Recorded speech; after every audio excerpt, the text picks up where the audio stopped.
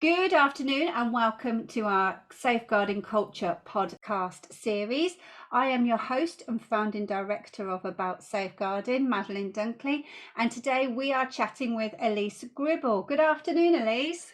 Good afternoon.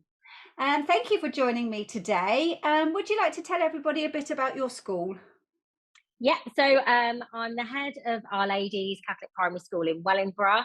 We're a two-form entry school and we are right in the centre of quite a deprived area. So we have a lot of safeguarding concerns that come in, and we have quite complex families that we work with. So how would you describe your safeguarding culture then, knowing the area you're in and the families you just talked about? How would you describe your culture that you have? Well, we had a really catastrophic Ofsted in 2020, just before the lockdowns, where our safeguarding was deemed ineffective. So we've had a huge drive forward on this. And since I've taken over as head, we have absolutely transformed the safeguarding within the school. Mm. There were so many challenges in terms of understanding of the staff, knowledge of the staff, policies, and procedures that just weren't clear. And also, voice of the child wasn't a focus, which it is now. So we have absolutely driven forward. Starting with the policies, I rewrote all of the policies to ensure that they were in line with the statutory guidance. And then it was then working with staff. So loads of training, making sure that safeguarding is everywhere. You can't walk into my school without seeing the DSL faces. My face is literally everywhere. So that we're identifiable. And the children, making sure that the children know that they have people to talk to and that their voice will always be heard.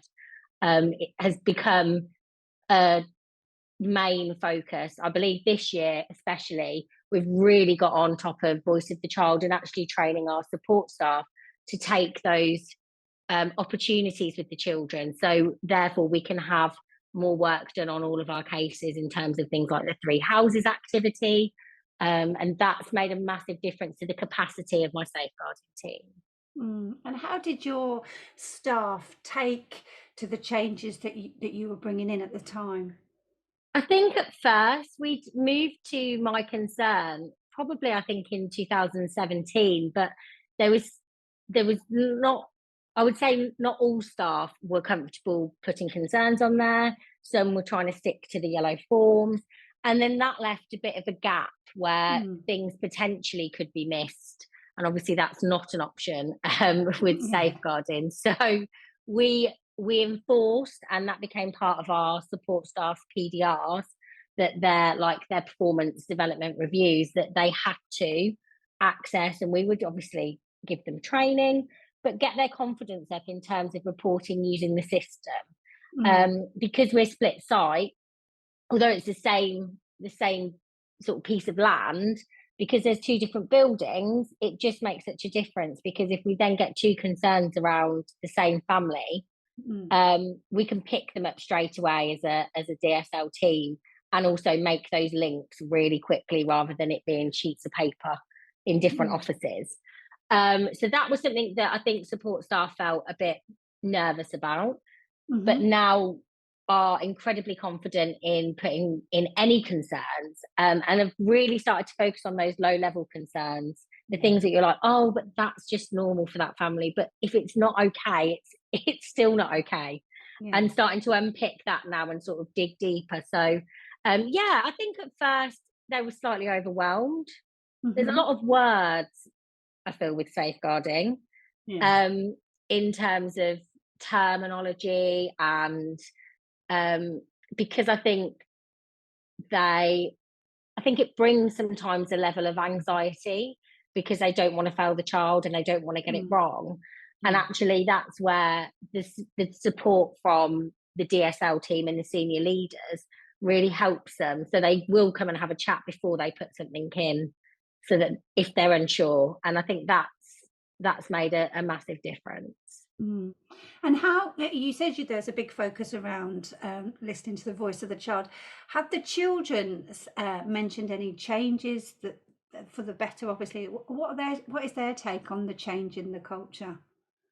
I think they are definitely developing an openness in terms of their ability to say when things aren't okay, and Hmm. whether that be at home or at school.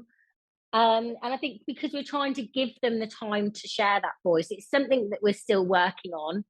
Yeah. I know that we get quite a lot of our governors to come in so that it's somebody different. I feel that sometimes with children, especially primary age children, they want to tell you what you want to hear.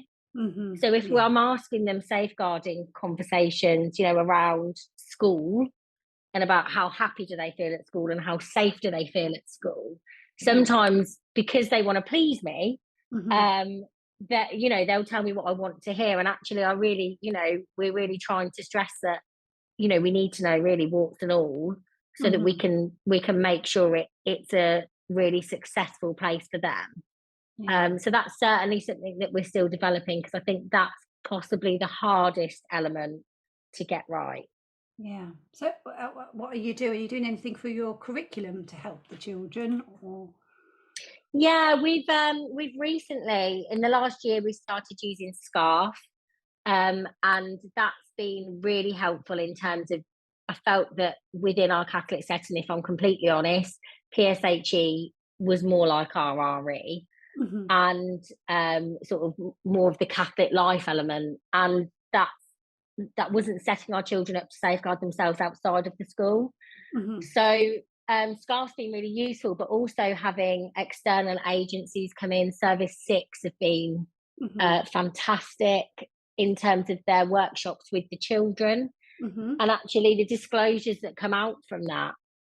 We've also had people in, like, off the streets. County lines and grooming, I would say, are two of our biggest alarm bells Hmm. for our year fives and sixes. So that also led to a disclosure where we found out that the family were quite deep into a Mm. situation with county lines, and that the children were at risk. So I think having those external agencies in sometimes just gives the children, it's a different voice. I mean, they Mm. must get sick of listening to us. They've got the same teacher 6 hours a day. I'm sure they tune out. Um, so I think that's something that has really helped with that. Mm. But definitely, something we're still developing. Mm. And what scarf for our listeners? What scarf? So Scarf is a PSHE curriculum Hmm. that is updated regularly. So it's from Quorum. So I'm sure we all remember the Life Education bus, Yes. with Harold the giraffe. Who could forget? Absolute absolute dream. But so it's from their company, and Mhm. actually, what's great with it is it really clearly shows the links between the RSE statutory requirements, but Mm. also the PSHE statutory requirements. So, in terms of Ofsted ready, you've got all of that information to hand, where they've already made all the documents to show how well it's linked to the expectations.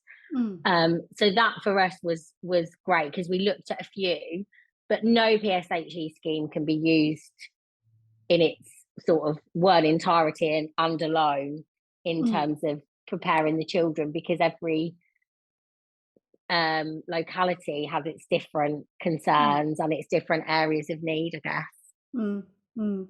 Because you've done a lot actually since being there of changing the culture of your safeguarding. Is there what has been the biggest barrier, would you say, with your shift with the safeguarding? Oh, good question. Um, that's a really good question. I Thank you. think really good at this, Madeline. I think. Oh, I think for me, it's we've had a turnover of staff, Hmm. and quite a huge turnover of staff. So the majority of teaching staff, and keeping on top of who's had what training, and Yeah. making sure that nothing's missed because of that. I think that's Hmm. been one of our one of our big areas, because we were absolutely flying at one point.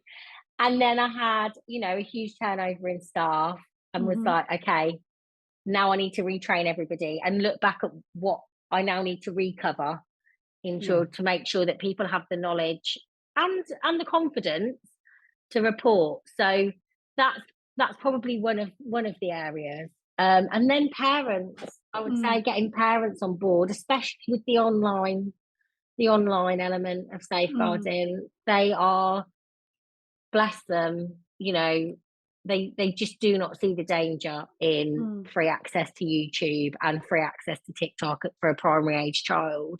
Mm. And that, trying to educate the parents about the risks and the dangers has been one of our hardest areas, I think, to transform. Lots of moaning emails and online newsletters, but actually, we've got the parents now coming in. Simon Aston from the local authority is going to do a parent Mm. workshop for me, because he's fantastic. Yeah. In March, just to try and engage the parents with that. Mm. And because we have sort of a higher than average proportion of EAL children, Mm. we've got a quarter of our children home language is Polish. So we are also getting our office manager, who is fluent Polish. Thank the Lord for her. She's going to translate that training, Wow. because I just think there are, if you're not aware or you don't understand the messages we're sharing, then you Mm. can't action them. No. So yeah, parents, I would say, is my hardest Yeah, and bump. I think it's hard, isn't it? And technology and online safety is constantly evolving hourly Mm, sometimes, and it is scary of how to keep on top of it. There are just some horrible people out there who like to try and gain access to children online. yeah. It's just the way it is, isn't it? And we've just got to do everything we can. So you talked about working with your parents around online safety. What else do you do with parents and carers and visitors to help them understand your safeguarding ethos of the school? So we have, as I say, there's posters and information everywhere. The tea break guides are really handy. Hmm. And we have those sort of visible in the staff rooms. You have a safeguarding board in both staff rooms, just so that people can have a little look. It might be when you just sit and relaxing, but if you read it, it means that it may go in. Yeah. We have the visitor leaflets that have all of the key information on, Hmm. in terms of the expectation around reporting. And we also have on the back of toilet doors, and I know this sounds really OTT, but I tell you what, I wrote it and I still read it every time. But on the back of toilet doors for staff in the staff toilets, Hmm. just reminders about who you need to go to, what you would need to do if there was a concern.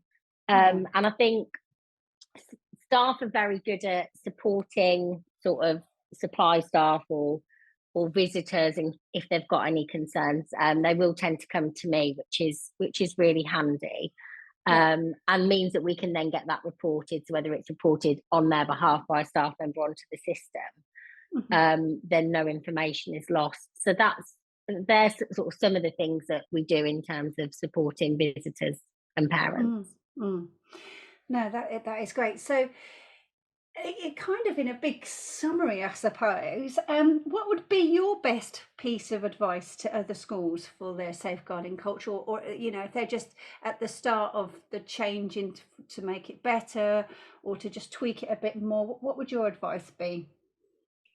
I think, as somebody who sort of was given acting head of school overnight, and then realizing that it was absolutely everything was my responsibility.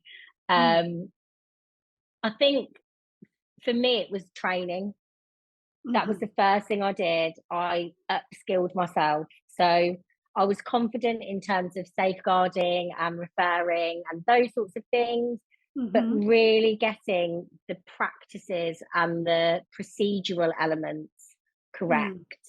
So I think I was on various training courses like once a week, like managing allegations against staff member, um, whistleblowing, all of those things where it's not necessarily, well, it is safeguarding, but it's not just about the children in Yeah. terms of reporting concerns. And so I really had to skill myself up so that I could then lead with confidence, because I think Mm. one of the things that instills confidence in your team is being confident yourself. So that was one of the things. Mm-hmm. Putting in a family support team Yeah. was the next thing that I did. I literally worth their weight in gold. Yeah. They have absolutely opened up the discussions with parents, Mm-hmm. so that parents will come in and share these things have happened at home rather than us having to dig with the children. Very open culture in terms of their own reporting, which has been really good for some of our families where we were kind of seen as the bad guys for a long time. Mm-hmm. Now there's no, only last week I had to ring a parent and say, oh, I'm going to have to make a mass referral and I'm going to have to report this to the police as well. And they were like, yeah, I totally get it. And Yeah. I was like, okay, great. And not a nice phone call to make, but No. I think because they understand that this is our job and we're just trying to do the best for them and we'll support them, Mm-hmm. that's helped massively. So that would be my first thing to do, really upskill yourself Yeah. and get a good team so you have the capacity to deal with things effectively. No, that's great. A lot of talking to other heads, it is about having the team and making sure the head or the lead DSL is leading the way and being, like you said, trained and upskilled themselves. That's great. Thank you, Elise. Thank you for sharing your safeguarding culture with us today. I do appreciate it. Thank you. No worries at all. Thank you for having me.